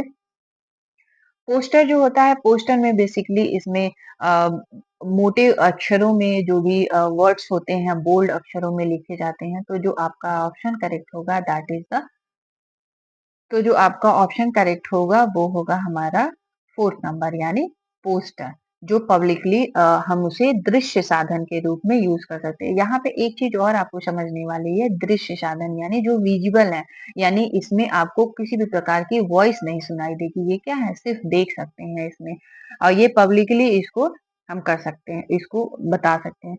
अब फ्लैश कार्ड क्या होता है इसको मैं आपको यहाँ बता देती हूँ। आप यहाँ पे देख सकते हैं मैंने मेंशन किया हुआ है different types of flash card, जो is a card bringing information on a both side, यानी आप दोनों साइड में आप किसी भी प्रकार का इंफॉर्मेशन इस पे लिख सकते हैं। Usually intended to practice and aid aid memorisation, यानी बेसिकली इसमें किसके लिए ये किया जाता है? ताकि आपको किसी भी चीज के लिए आपको याद दिला सके और बेसिकली उस पे आपको अटेंशन दे सके, आप किसी भी प्रकार की चीजों को भूले नहीं।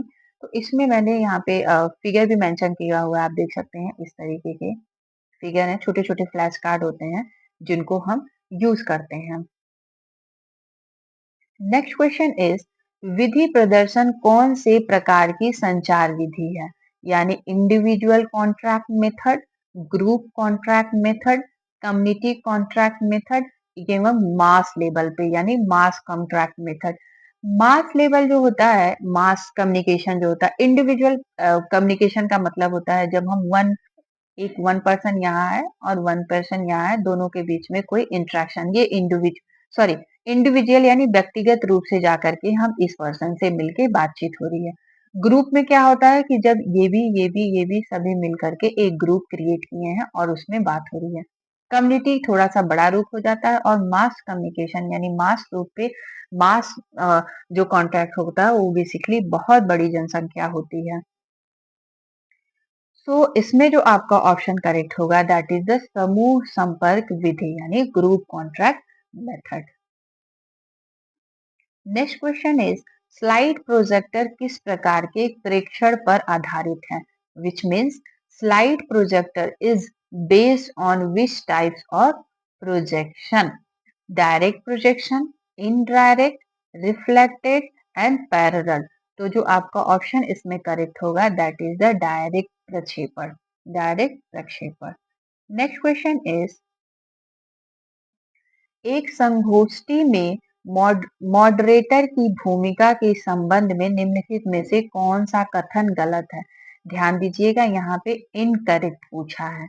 तो इनकरेक्ट में ऑप्शन आपके गिवन है, कवर किए जाने वाले क्षेत्रों की रूपरेखा तैयार करना, सभी वक्ताओं का परिचय करवाना, तैयार सामग्री की प्रस्तुति करना, पानल की जाने वाली किसी भी प्रक्रिया के बारे में समूह को सूचित करना। तो जो आपका ऑप्शन इसमें करेक्ट नहीं होगा वो होगा कि तैयार सामग्री की प्रस्तुति करना। तो यहाँ पे बेसिकली जो क्वेश्चन पूछा है गलत, गलत क्या है हमारा, ये हो जाएगा। यानी कवर किए जाने वाले क्षेत्र की जो रूपरेखा है ये सही है और सभी वक्ताओं का परिचय भी सही है और ये फोर्थ ऑप्शन भी आपका सही है। यानी जो ऑप्शन आपका गलत होगा वो है तैयार सामग्री की प्रस्तुति करना। यानी नेक्स्ट क्वेश्चन इज कौन सा चरण कार्यक्रम परियोजना प्रक्रिया के कार्यक्रम निर्धारण भाग के अंतर्गत आता है? कार्य योजना विकसित करना और कार्यक्रम का मूल्यांकन करना, कार्यक्रम का पुनर्विचार करना, स्थिति का विश्लेषण करना। तो जो आपका ऑप्शन करेक्ट होगा दैट इज द स्थिति का विश्लेषण करना। नेक्स्ट क्वेश्चन आपका पूछा ब्लूम टेक्सोनॉमी से। तो जो ब्लूम टेक्सोनॉमी है ये दो बार आई थी। एक हमारी आई थी 1956 में और एक रिवाइज होकर के आई थी 2001 में। तो ये इन दोनों थियरी को हम मैंने वर्डपैड पेज को डिस्क्राइब किया हुआ है जो मैं आपको डिटेल में समझाऊंगी। तो पहले हम इस क्वेश्चन को समझेंगे। ब्लूम टेक्सोनॉमी से संबंधित निम्नलिखित में से कौन सा कथन गलत है यानी सही नहीं है यानी इनकरेक्ट है? क्वेश्चन गिवन है it is a not a hierarchical model. तो यही जो आपका ऑप्शन है यही ऑप्शन नॉट यानी यही आपका ऑप्शन सही नहीं है क्योंकि ये यदि नॉट को हटा देते हैं तो ये आपका ऑप्शन करेक्ट हो जाएगा क्योंकि जो टेक्सोनॉमी है ब्लूम की वो हायरार्किकल मॉडल है, हायरार्की को वो फॉलो करती है। It is a visible tool in the field of education. Yes, it is. It is used to assess learning in a variety of cognitive development. Yes, affective affective is an important learning domain of this taxonomy. Yes, it is. तो इसमें not पूछा है, incorrect पूछा है तो वो हमारा option हो जाएगा वन करेक्ट यानी यह एक श्रेणीबद्ध मॉडल नहीं है। यदि हम नॉट को हटाते हैं तो ये सारे के सारे ऑप्शन जो इसमें गिवन है वो करेक्ट हो जाएंगे। अब ब्लूम टेक्सोनॉमी को हम यहाँ से कवर करेंगे।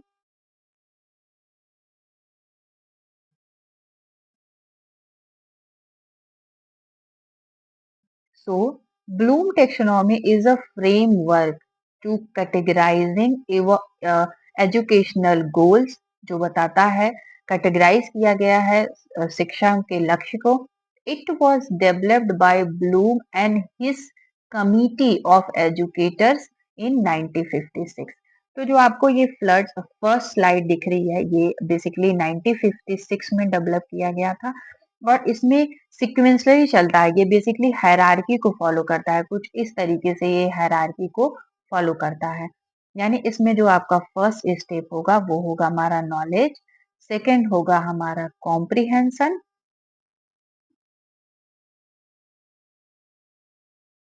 थर्ड होगा हमारा एप्लीकेशन, फोर्थ होगा एनालिसिस, फिफ्थ हमारा है इवोल्यूशन एंड सिक्स्थ है सिंथेसिस।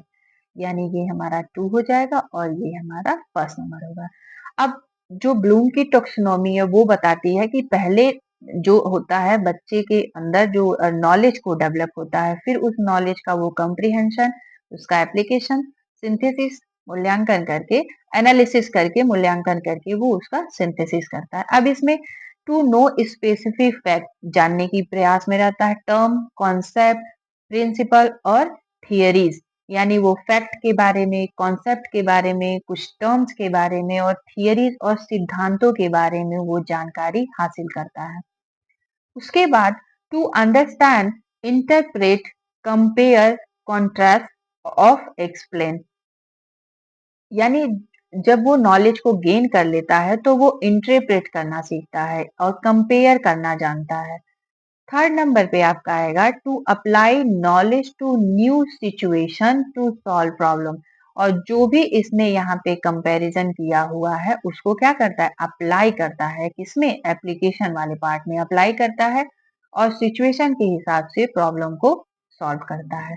अप्लाई के बाद जो उन्होंने बताया था एनालिसिस, यानी जब वो अप्लाई कर दिया है तो उसका एनालिसिस कैसे करता है, to identify the organisation structure, to pull meaning from parts, relations and organizing principles।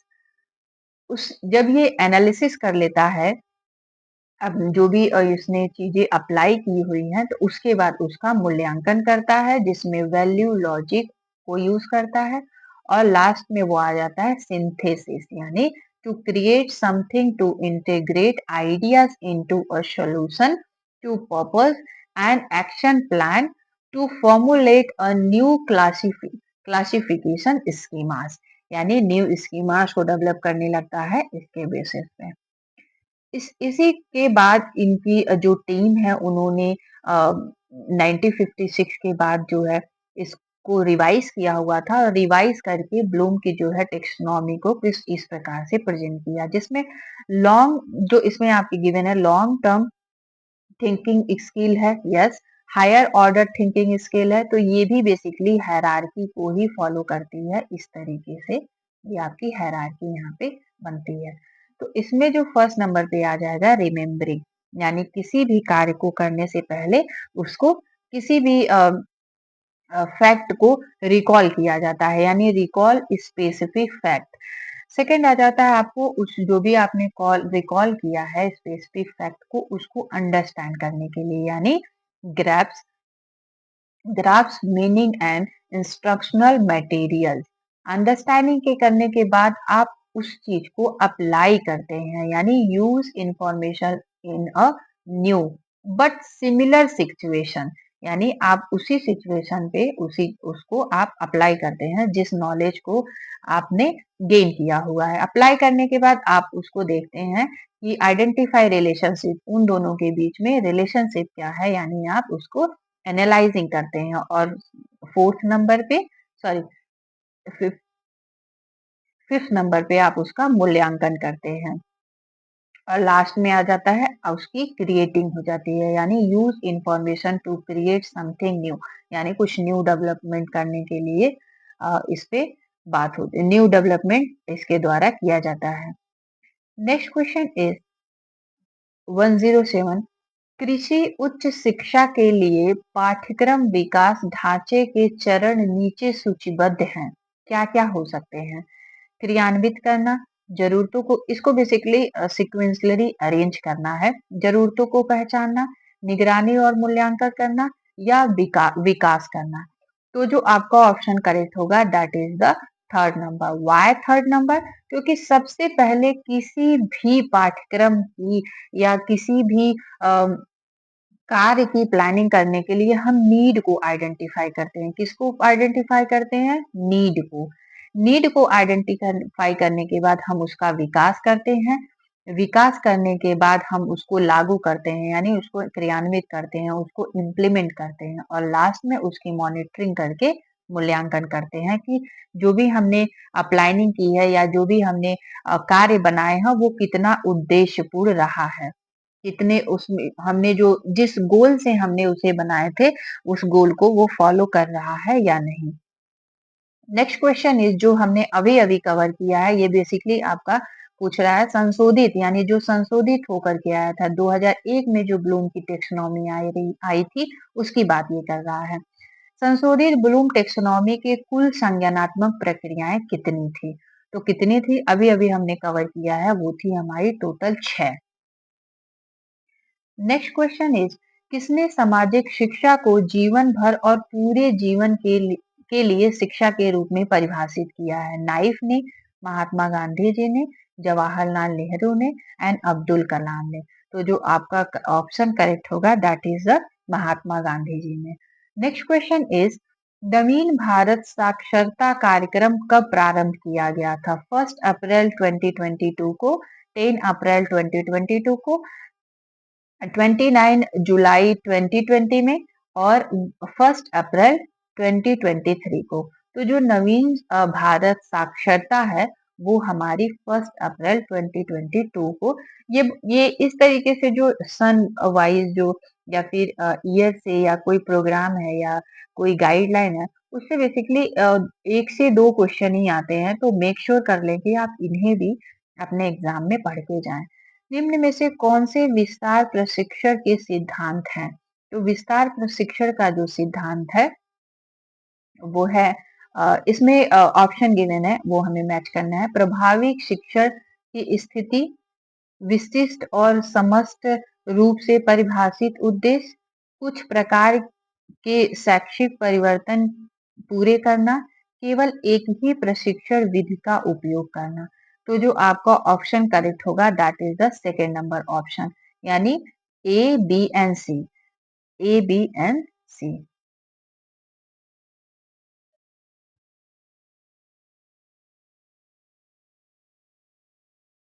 A B and C. Next one is match करना है हमें कॉलम वन को, सूची सेकंड से।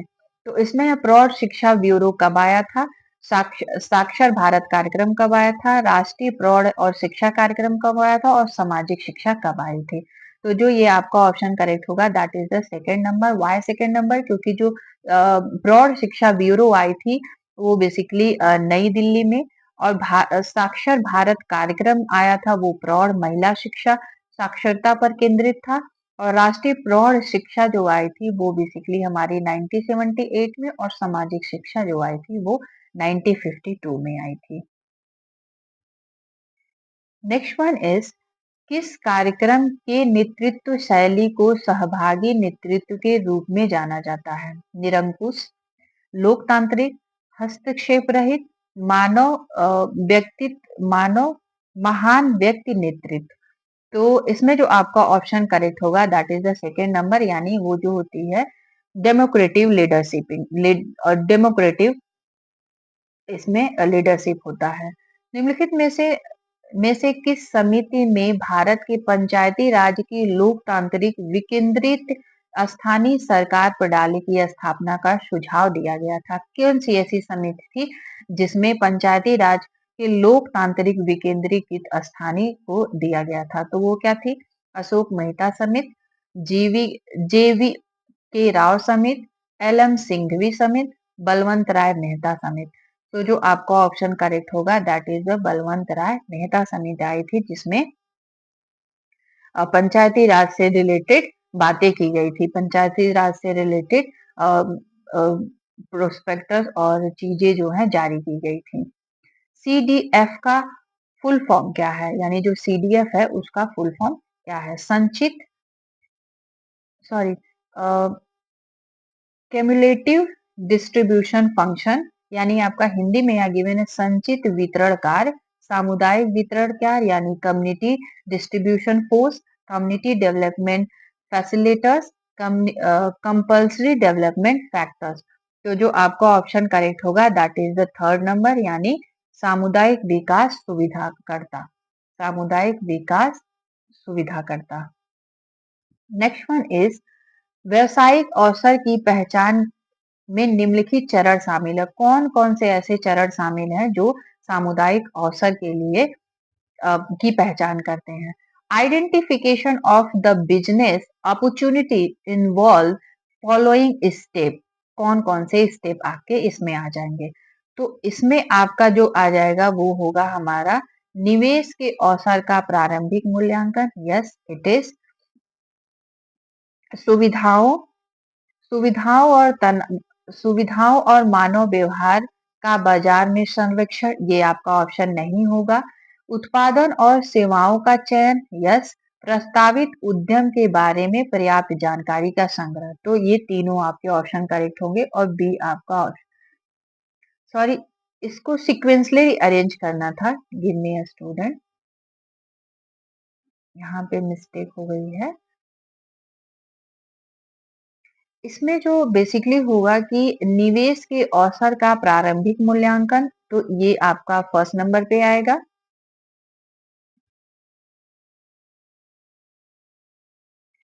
सेकंड नंबर पे हमारा आएगा उत्पाद और सेवाओं का चयन करना, और थर्ड नंबर पे हमारा आ जाएगा सुविधाओं और मानव व्यवहार और बाजार का संरक्षण करना, क्योंकि जो भी सेवाएं हैं उसका चयन करने के बाद हम बाजार का मूल्यांकन करेंगे कि वहां पे कैसी नीड है, और उसके बाद हम प्रस्तावित उद्यम के बारे में पर्याप्त जानकारी को संग्रह करेंगे। नेक्स्ट क्वेश्चन इज, भागीदारी के किस स्तर पर प्रतिभागी स्वतंत्र रूप से परियोजना शुरू करते हैं और उस पर काम करते हैं? ऑप्शन गिवन है, जानकारी प्राप्त करने का स्तर, परामर्श स्तर, सहयोग स्तर, आत्म बलीकरण यानी सेल्फ मोबिलाइजेशन स्तर। तो जो आपका ऑप्शन करेक्ट होगा that is the self mobilisation level. Participatory learning and action is एक प्रकार का गुणात्मक शोध है, या फिर अमात्रात्मक शोध है, कोरिलेशनल शोध है, या फिर हिस्टोरिकल शोध है? तो जो पार्टिसिपेटरी लर्निंग प्रोग्राम है वो एक प्रकार की क्वालिटेटिव रिसर्च है, क्योंकि इसमें डेटा यूज एवं रिच अमाउंट में आपको मिलते हैं, और ये इसमें बेसिकली पार्टिसिपेट किया जाता है, जो भी लर्नर्स है उसमें पार्टिसिपेट किए जाते हैं, और उन लर्नर सेंटर्ड होता है, उनकी नीड के अनुसार ये प्लानिंग की जाती है। नेक्स्ट क्वेश्चन आपका गिवन है 119 का। इसमें सूची 1 को सूची सेकंड से मैच करना है, लिस्ट 1 को लिस्ट सेकंड से मैच करना है। क्वेश्चन है, time traders, preference ranking, social mapping और सीजनल कैलेंडर। तो जो आपका ऑप्शन करेक्ट होगा इसमें that is the 3 number. Why 3 number? क्योंकि इसमें हम बेसिकली जो टाइम ट्रेडर्स है इसको हम समय के साथ चीजों के बदलाव को दिखाता है, और प्रेफरेंस रैंकिंग जो है, एक सेकेंड स्टूडेंट, 119 यानी टाइम ट्रेडर्स को हम मैच कर देंगे।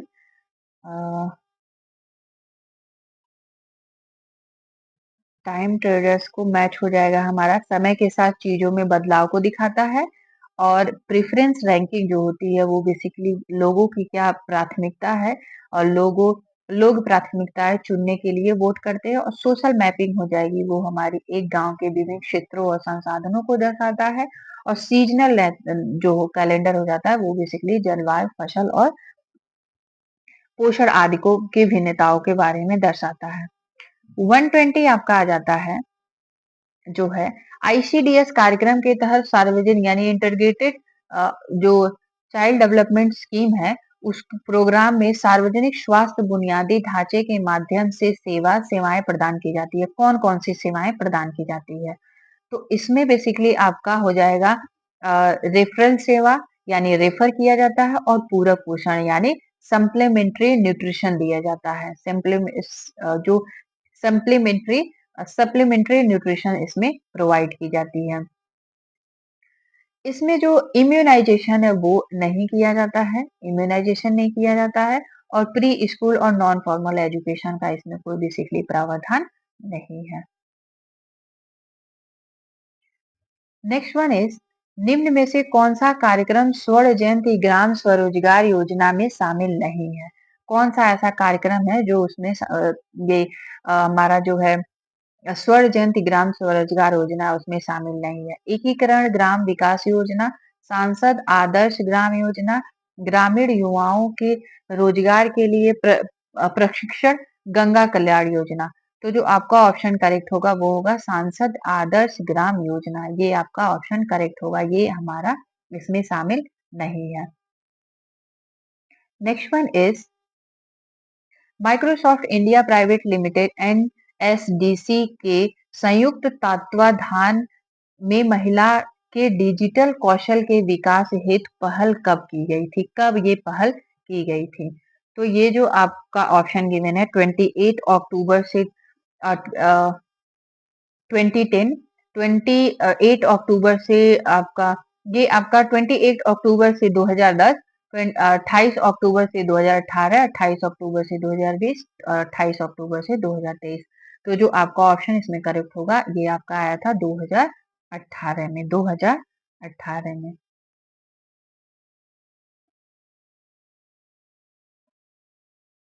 नेक्स्ट क्वेश्चन इज स्वच्छ भारत मिशन चरण फर्स्ट में किस कार्य के लिए वित्तीय सहायता दी गई थी? घर के निर्माण के लिए, शौचालय के लिए, वाटर हार्वेस्टिंग के लिए या फिर रोड के निर्माण के लिए?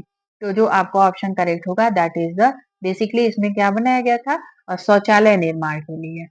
प्रशिक्षण की सबसे पुरानी विधि कौन सी है? प्रदर्शन, लेक्चर मेथड या फिर रोल प्ले और केस स्टडी? तो जो आपका ऑप्शन करेक्ट होगा दैट इज द व्याख्यान मेथड यानी लेक्चर मेथड। लेक्चर मेथड जो होता है वो टीचर सेंट्रिक होता है और ये बहुत ट्रेडिशनल मेथड है। जब शुरू स्टार्टिंग से ही यही मेथड फॉलो किया गया है।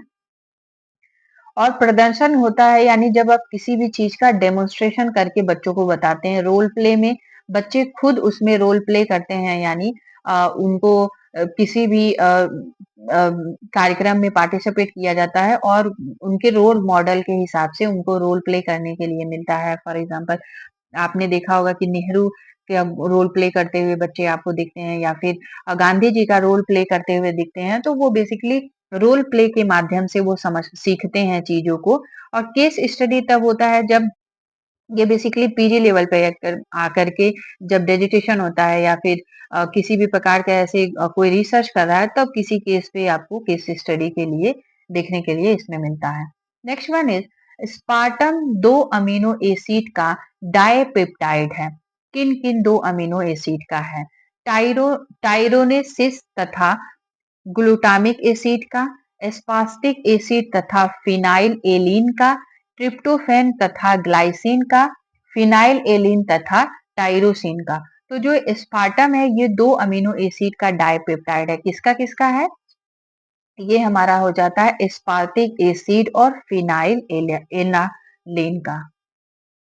मेटालिक येलो मेटानील येलो का उपयोग किस खाद्य पदार्थ के मिलावट में किया जाता है? केसर में, अरहर की दाल में, सरसों में या फिर लाल मिर्च पाउडर में?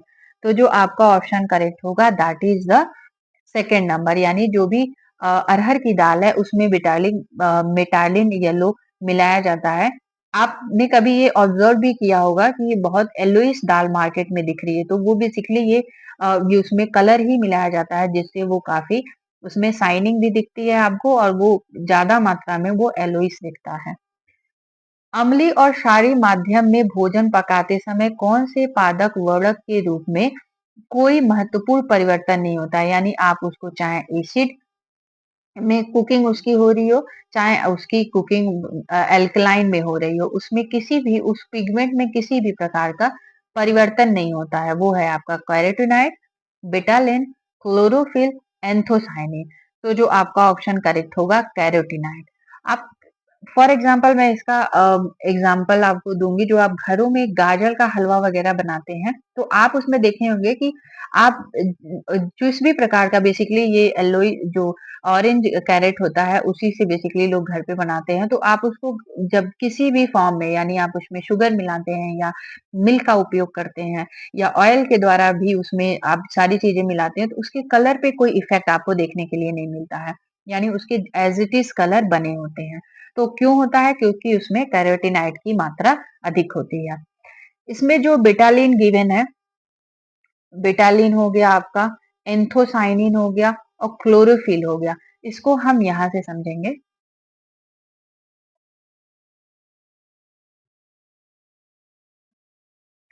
So carotenoid, there are a group of pigment that are found in plant, algae, photosynthetic bacteria.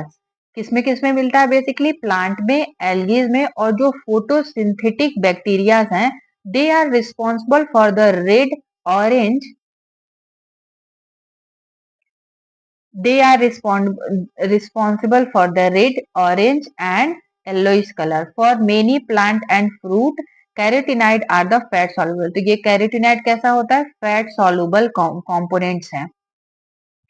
और ये बेसिकली मिलता है किसमें? प्लांट में, फ्रूट्स में। जो एक पिगमेंट है, क्या करता है? फूड को रेड कलर, ऑरेंज कलर और येलोइश कलर देता है। पिगमेंट के, ये जो पिगमेंट है ये बेसिकली फूड को या फिर वेजिटेबल्स को रेड, ऑरेंज और येलो येलो कलर प्रोवाइड करता है। अब इसमें जो फ्रूट्स आ जाते हैं वो हमारा कैरेट, और rich source of beta carotene. तो बेसिकली जो कैरेट होता है उसमें बीटा कैरोटीन होता है, which is the body converted into a vitamin A. जो बॉडी ये जब इसका जो कंजप्शन हो जाता है तो बॉडी इसको कन्वर्ट करती है विटामिन ए में। साथ ही साथ ये pumpkin good source for the alpha carotene, यानी जो पंपकिन होता है उसमें बेसिकली अल्फा कैरोटीन होता है। विंटर स्पर्स, ये गुड सोर्स होता है, ये भी गुड सोर्स होता है अल्फा कैरोटीन का। Mango, mango basically beta carotene उसमें अधिक मात्रा में होता है। एप्रिकॉट में बीटा कैरोटीन होता है। रेड पेपर्स में भी बीटा कैरोटीन होता है। और स्वीट पोटैटो, यानी जो स्वीट पोटैटो है उसमें भी बेसिकली बीटा कैरोटीन होता है। आप देखेंगे तो कलर से भी आप आइडेंटिफाई कर पाएंगे कि स्वीट पोटैटो जो होता है, नॉर्मल पोटैटो, दोनों में अंतर होता है, कलर का भी अंतर होता है। तो ये बेसिकली पिगमेंट है, यानी उसको कलर प्रोवाइड करता है। Betalain are the group betalain are the group of natural pigment that found plant and fungi. किसमें किसमें मिलता है? प्लांट में और फंगी में। ये बेसिकली वाटर सॉल्युबल है। ये क्या है? वाटर सॉल्युबल है। और कैरोटीनाइड फैट सॉल्युबल है and have antioxidant properties. Bitalin are known to have health benefit। कौन कौन से है? इंक्लूडिंग एंटी इंफ्लामेटरी होता है, एंटी कैंसर होता है और एंटी माइक्रोबल प्रॉपर्टीज इसके अंदर मिलती है जो बिटालिन है। अब इसमें आ जाता है आपका रेड रेड बीट्स, जिसमें most well known source of betalain red beets content both red beta betacyanin and yellow beta beta synthesis. और एक हमारे इसके अंदर और आ जाते हैं, एक लीफ है, बेसिकली ये अमरनाथ के नाम से जानी जाती है। इसमें भी बिटालिन अच्छी मात्रा में मिलता है। Next one is chlorophyll is a green pigment. Chlorophyll, जैसे आप सभी को पता होगा कि जो क्लोरोफिल है ये ग्रीन पिगमेंट होता है, यानी ये सब्जियों को, फलों को ग्रीन कलर यानी हरा कलर प्रोवाइड करता है। और ये भी बेसिकली प्लांट में, वेजिटेबल में, फ्रूट्स में और एल्गीज में भी पाया जाता है। इसमें आपका आ जाता है स्पिंच, ब्रोकली, व्हीट ग्रास, यानी गेहूं के जो पौधे होते हैं, गेहूं के जो फल पौधे होते हैं उनसे भी कई लोग उसको खाने में यूज करते हैं। और ग्रीन बीन्स आ जाती हैं। Anthocyanin are water soluble. Anthocyanin water soluble pigment है जो found in plant that give the red colour, purple colour and blue colour, और साथ ही साथ डार्क पर्पल कलर भी प्रोवाइड करती है। Next question is that is the 128, यानी 128 नंबर क्वेश्चन जो है, निम्न में से कौन भोजन के नमी बनाए रखने वाले एजेंट हैं? वो हमारे हो जाते हैं ह्यूमिकेटेंस या और लेवलिंग एजेंट, यानी लेवलिंग एजेंट बेसिकली उस चीज को सॉफ्ट रखते हैं। बफरिंग यानी उसको फूला फूला प्रोवाइड करता है। और फ्लेवरिंग यानी उसमें फ्लेवर को इनहेंस करता है। तो जो आपका ऑप्शन करेक्ट होगा दैट इज द ह्यूमिकेटेस। वाई? क्योंकि ये भोजन में नमी को बनाए रखता है, नमी को बरकरार रखता है। नेक्स्ट वन इज अनाज की सबसे बाहरी परत कौन सी होती है? ल्यूरेरॉन, पेरिकॉर्प, ब्रूड और ब्रूड कोष। तो जो आपका ऑप्शन करेक्ट होगा दैट इज द पेरिकॉर्प्स। पेरिकॉर्प्स जो होता है वो बेसिकली अनाज का आउटर लेयर होता है, जो सीरियल्स होता है, ग्रेन्स होता है, उसका आउटर लेयर होता है। नेक्स्ट वन इज निम्न में से किस खाद्य पदार्थ की उपस्थिति से अस्थाई अस्थाई फोम का निर्माण किया जाता है? स्टार्च से, शहद से, मार्जरीन से और जेलेटिन से। तो स्टार्च शहद आप सभी को पता होगा कि ये बेसिकली नेचुरली प्रोवाइड होता है। स्टार्च जो होता है वो कॉम्प्लेक्स कार्बोहाइड्रेट का ही रूप होता है। मार्जिन जो होता है वो प्लांट बेस्ड होता है और जेलेटिन जो होती है वो बेसिकली इससे बच्चों की टॉफियां वगैरह बनाई जाती हैं या फिर ये कॉर्नफ्लावर्स में यूज किया जाता है, गाढ़ापन लाने के लिए इसका यूज किया जाता है। तो मार्जिन को जो है, मार्जिन और बटर में बेसिकली हम अंतर जानेंगे, क्योंकि मार्जिन को समझना है तो साथ ही साथ हम बटर को भी यहाँ पे समझेंगे। So butter and margin, these are both separate. बहुत लोग मार्जिन और बटर में कंफ्यूजन उनको होता है कि मार्जिन और बटन, क्योंकि ये बिल्कुल सिमिलर दिखते हैं। अब जो बटर का फंक्शन है वही मार्जिन का भी फंक्शन है, लेकिन इसकी जो न्यूट्रिटिव वैल्यू है ये दोनों अलग है, दोनों सेपरेट हैं। But they have different ingredient, दोनों अलग अलग हैं, बाय फ्लेवर के फॉर्म में भी, टेक्सचर में भी। Butter is made from milk और क्रीम, जो बटर होता है वो मिल्क और क्रीम से, और जबकि margin is made from vegetable oil, यानी जो मार्जिन होता है वो वेजिटेबल ऑयल से बनाया जाता है। अब आप देख सकते हैं कि जो मार्केट में मार्जिन आती है कुछ इस तरीके का पैकेट होता है और बटर हमारा कुछ इस तरीके का दिखता है। जो मार्जिन होता है उसमें 100% वेजिटेबल ऑयल्स होता है। रिमेंबर दिस, 100% वेजिटेबल ऑयल से ये बना होता है। मार्जिन आर कोलेस्ट्रॉल फ्री, इसमें किसी भी प्रकार का कोलेस्ट्रॉल नहीं होता है, तो आप हार्ट पेशेंट को इजिली दे सकते हैं इसे। Unlike other vegetable oil, margin palm based, कैसा होता है, पाम बेस्ड होता है, जिसके वजह से ये ट्रांस फैट फ्री होता है, यानी इसमें ट्रांस फैट नहीं होता है। Palm based margin does not lower high density lipoprotein, यानी एचडीएल ये प्रोवाइड करता है, यानी गुड कोलेस्ट्रॉल को प्रोवाइड करता है। और ये बेसिकली 1 टेबल स्पून में 75 कैलोरीज इसमें आती है। साथ ही साथ हम बटर को भी देखेंगे कि जो बटर होता है वो कोलेस्ट्रॉल, यानी इसमें कोलेस्ट्रॉल होता है, ये कंटेंट होता है कोलेस्ट्रॉल का। और high in saturated fatty acid, इसमें कौन सी एसिड होती है, वो होती है हमारी सैचुरेटेड फैटी एसिड होता है, with low proportions of trans fatty acid. और साथ ही साथ ये एलडीएल प्रोवाइड करता है, क्या प्रोवाइड करता है, एलडीएल, यानी लो डेंसिटी लिपोप्रोटीन। लो, जो बेसिकली स्वास्थ्य के लिए अच्छा नहीं होता है, बैड होता है, बैड कोलेस्ट्रॉल होता है ये एलडीएल। और ये बेसिकली जो कैलोरी प्रोवाइड करता है 1 टेबल स्पून में, वो 100 कैलोरीज प्रोवाइड करता है।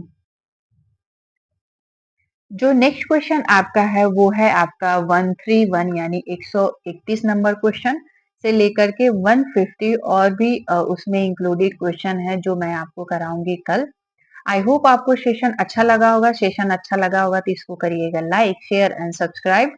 उन स्टूडेंट को जो यूजीसी नेट का प्रिपरेशन कर रहे हैं या असिस्टेंट प्रोफेसर का प्रिपरेशन कर रहे हैं या किसी पीएचडी में एडमिशन के लिए एंट्रेंस एग्जाम का प्रिपरेशन कर रहे हैं,